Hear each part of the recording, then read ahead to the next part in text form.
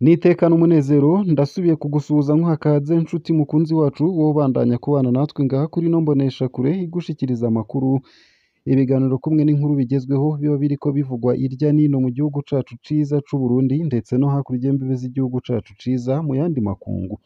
Ndaguhaye ikaze, ndaguhaye mwiriwe cange mwaramutse bivanye n'aho udukurikira uherereye kuri uwu munsi wa mbere igenekerezo ry'icumi na rimwe z'ukwezi kw'icumi na kabiri, umwaka n'ibihumbi bibiri na mirongo ibiri na gatatu.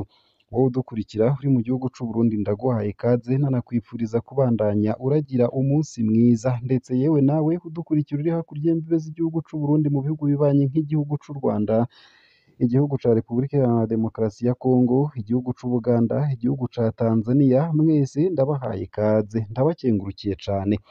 Ico utegerezwa gusa ni ugufyonda sabone canke subscribe nawe utarafyondako hama ukabandanya ushikirwa n'amakuru, ibiganiro kumwe n'inkuru tubandanya gushikiriza biba bivugwa irya nino mu bisata bitandukanye, hoba mu gisata c'inkino, mu gisata c'indero, mu gisata ca politike, mu gisata c'umutekano, mu gisata c'imigenderanire n'ayandi makungu, mu gisata c'amagara y'abantu, mu gisata c'uburimyi n'ubworozi kumwe n'ibindi bisata bitandukanye irya nino hoba ngaha mu Burundi ndetse no hakurya y'imbibe z'igihugu cacu mu yandi makungu. Ano makuru rero araba ashimikiye ku ngingo nkuru nkuru zikurikira: ingwate itegekanijwe kubitoza mu kibanza c'umukuru w'igihugu yashizwe ku mafaranga imiliyoni 100. Inama nshikiranganji yakoranye kuri ubu wa gatatu yaragize impinduka zimwe zimwe ku nteguro y'itegeko rikuru rizovamwo ibwirizwa rigenga amatora. Imwe mu mpinyanyuro yashizwemwo ni ukuduza amafaranga y'ingwate arihwa n'abitoza mu kibanza c'umukuru w'igihugu yashizwe ku miliyoni 100 z'amarundi. Ino nkuru ku buryo buramvuye ni mukanyi ntuje kure, utegerezwa gusa kubandanya kumwe natwe. Nayo inyabihanga musitanteri w'iyo komine yarabogojwe. Gerard Nizigiyimana yarahagaritswe mu mabanga yo kurongora komine Nyabihanga yo mu ntara ya Mwaro hagati mu Burundi kuwa ndwi Kigarama 2023. Yagirizwa kunyuruza amatungo ya komine, kutubahiriza amategeko agenga ivyo gutanga amasoko ya leta, kunyuruza ibikoresho vyari bigenewe kubaka inyubakwa ya komine kubw'umushikiranganji ajejwe intwaro yo hagati mu gihugu. Inama ya komine kandi ikaba itabona kumwe ico kibazo. Ino nkuru nayo ku buryo buramvuye ni mukanya mu buryo bw'idonido. Nayo mu ntara ya Cibitoke agasho ko ku biro vy'igipolisi mu ntara karimwo abantu bikuvye incuro zitatu kubo gashobora kwakira. Agasho ko ku biro vy'igipolisi mu ntara ya Cibitoke karimwo ubu abantu barenga 120, abashika 40 bagirizwa amatati y'amatongo, abandi nabo ni ubwicanyi. Abaharanira agateka ka zina muntu basaba ko amadosiye yabo yokwigwa n'ingoga kugira ngo igitigiri kigabanuke muri ako gasho. Nayo hanze y'imbibe z'igihugu c'Uburundi ndi bugushikirize ino nkuru ivuga ko iminembwe muri Repubulika Iharanira Demokarasi ya Kongo abantu barenga 30 bishwe. Abo bantu biciwe mu bitero vy'amashami abiri ya Mai Mai. N'aba Mai Mai biroze bishambuke ndetse na Yakutumba. Ivyo bitero vyakozwe mu mazone ya Minembwe muri teritwari ya Fizi mu ntara ya Sud Kivu mu buseruko bwa Repubulika Iharanira Demokarasi ya Kongo. Ico gice abakibamwo benshi nabo mu muryango w'Abanyamurenge. Ese ayo gusa, ayo hamwe n'ayandi ni mukanyi mu buryo bw'idonido, ntuje kure. Ico utegerezwa gusa ni ukubandanya kumwe natwe urafyonda sabone canke subscribe nawe utarafyondako, hama ubandanye ushikirwa n'ano makuru kamwe ku kandi mu buryo butosoye kandi butomoye atana kamwe kavuyemwo. Ano makuru nyatanguye ku buryo bw'idonido, ntunyemerere nyatangurire kuri ino nkuru ivuga ko ingwate itegekanijwe kubitoza mu kibanza c'umukuru w'igihugu yashizwe ku mafaranga imiliyoni 100. Inama nshikiranganji yakoranye kuri ubu wa gatatu yaragize impinduka zimwe zimwe ku nteguro y'itegeko rikuru rizovamwo ibwirizwa rigenga amatora. Imwe mu mpinyanyuro yashizwemwo ni ukuduza amafaranga y'ingwati arihwa n'abitoza mu kibanza c'umukuru w'igihugu yashizwe ku miliyoni 100 y'amarundi.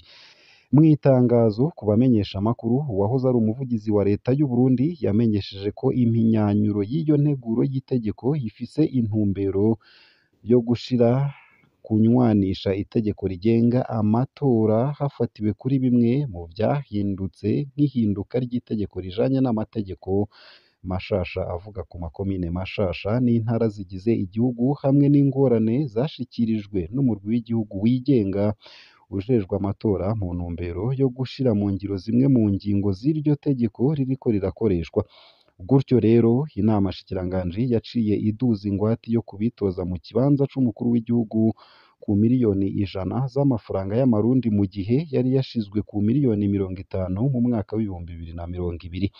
Ku bashinga amateka n'abakenguza amateka mu gihe bahora bariha ibihumbi 500 vy'amarundi, ubu bazotegerezwa kuriha miliyoni 2 z'amafaranga y'amarundi nk'uko vyatangajwe n'umunyamabanga hakaba n'umuvugizi wa leta. Nico kimwe no ku bagize inama ya komine, ubu bazoriha ibihumbi 200 vy'amafaranga y'amarundi ibitahoraho kare. Prosper Nahorwamiye yamenyesheje ko hari uburyo bwo kugabanya abitoza kubera ukwiryohera kwabo. Nubwo biruko abandi babona ko ivyo biciro bije guca intege imigambwe isanzwe idafise uburyo bukwiye kugira ngo yitegurire amatora yimirije kandi bikaza kuyihonyanga. Ku bwa Gabriel Banzawitonde umukuru w'umugambwe APDR, ubutunzi bw'igihugu uko bwifashe ubu ntibwotuma uwitoza aronka miliyoni 100 z'amarundi zisabwa. Avuga ko demokarasi yabonetse bigoranye iriko irasubira inyuma. Tuzovugana n'iyindi migambwe kugira ngo dusabe inama nshingamateka ntiyemeze iryo tegeko. Leta itegerezwa gutahura ko ihaye akaryo keza iyo migambwe kugira ngo igire urunani gutyo ishobore gutsinda amatora, huko akaba ariko yatomoye. Banzawitonde harababazwa nuko umushikiranganji w'intwaro yo hagati mu gihugu atigeze aha agaciro intererano z'imigambwe mu nama yabaye mu ntumbero yo guca hirya no hino iyo neguro y'itegeko. Nayo mu yandi makuru kandi inyabihanga musitanteri w'iyo komine yarabogojwe. Gerard Nizigiyimana yahagaritswe mu mabanga yo kurongora komine Nyabihanga yo mu ntara ya Mwaro hagati mu Burundi ku wa ndwi Kigarama 2023. Yagirizwa kunyuruza amatungo ya komine, kutubahiriza amategeko agenga ivyo gutanga amasoko ya leta, kunyuruza ibikoresho vyari bigenewe kubaka inyubakwa za komine. Kubw'umushikiranganje ajejwe intwaro yo hagati mu gihugu, inama ya komine ntibona kumwe ico kibazo. Hampande y'iryo hagarikwa ryiwe, Gerard Nizigiyimana ategerezwa gusubiza imiliyoni zishika 6 z'amarundi azoshirwa mu kigega ca leta. Yagirizwa kuba yaranyuruje amabati yaragenewe kubaka isoko ya Mbogora, hakaba hari muri komine nyene, ndetse n'ayaragenewe abo mu miryango y'abatwa inkehwa zo mu Burundi. Ivyo bikoresho vyari vyatanzwe n'ibiro vy'umukuru w'igihugu hamwe n'ubushikiranganji bwo gufatana mu nda. Ku bw'amakuru hava inyabihanga, umurwi ujejwe ubugenduzi wo mu bushikiranganji bw'intwaro yo hagati mu gihugu wari wategetse isubirizwa ry'umuhanuzi ajejwe ubuhinga muri iyo komine hamwe n'umunyabigega bafise impamyabushobozi muri kahise n'ivyo kubaka amazu. Impande zibiri, abagize inama ya komine barakoranye kugira ngo bige ikibazo ca Gerard Nizigiyimana. Hari mu nama idasanzwe yo kuwa 24 Munyonyo 2023, ibihangange mu mugambwe CNDD FDD, ni ukuvuga umugambwe uri ku butegetsi, vyaranze ko abogozwa. Bavuga ko ari uw'indani mu mugambwe kubw'abahari. Ku wa kane wa nyuma w'ukwezi, Emmanuel Sinzohagera harongoye inama nshingamateka yaragiye imwaro. Yaragarutse kuri ico kibazo ategeka ko uwo musitanteri akurwa. Hari mu gisabisho kirangiza ukwezi gitunganywa n'uwo mugambwe buri mpera z'ukwezi. Gerard Nizigiyimana yari yatanguye kurongora iyo komine muri ntwarane 2022, yari yasubiriye Adrien Ntunzwe n'Imana yagirizwa kudandaza isukari ya Sosumo atabifitiye uburenganzira. Nayo mu yandi makuru kandi nuko mu ntara ya Cibitoke agasho ko ku biro vy'igipolisi mu ntara karimwo abantu bikuvye inshuro 3 kubo gashobora kwakira. Agasho ko ku biro vy'igipolisi mu ntara ya Cibitoke karimwo ubu abantu barenga 120. Abashika 40 bagirizwa amatati y'amatongo, abandi nabo n'ubwicanyi. Abahari n'agateka kazina muntu basaba ko amadosiye yabo yokwigwa n'ingoga kugira ngo ibitigiri bigabanuke muri ako gasho. Abantu bashika 122 nibo bapfungiwe mu gasho k'ibiro vy'igipolisi mu ntara ya Cibitoke.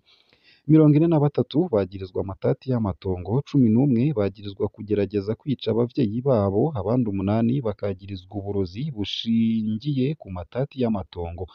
Amakuru dukesha umwe mu bajejwe intwaro, abandi 14 bagirizwa kwihagira amatongo ya leta. Uwundi wo mu bajejwe intwaro atarashimye ko izina ryiwe rimenyekana yavuze ko harimwo ivyitwazo vyo kurenganya abanyagihugu bakabapfunga babagiriza ko baba mu matongo ya leta ibitagira ifatiro. N'uruyeri rwo kubanyaga amatongo yabo asanzwe amera. Kuva kera ibihangange vyo muri CNDD FDD vyarayipfuza. Uko akaba ariko avuga ashimitse. Abaharanira agateka ka zina muntu muri iyo ntara babona ko hakwiye kuba amatohoza yimbitse kugira ngo ukuri kuje ahabona kubera ko babona ko benshi bapfunzwe ku karenganyo kwirementanya. Bavuga ko hahonyanzwe n'ingene imanza ziburanishwa kuko harimwo abamaze amezi 4 bahapfungiwe bikaba binyuranye n'amategeko. Ikibabaje kinini ni uburyo babayemwo. Abanyororo benshi bafise indwara zanduruka ku gufungura nabi no kubura ivyo bafungura. Ikindi naco ngo nuko uwurwaye batihutira kumujana kwa muganga, harashobora kugira abapfa umwanya n'umwanya.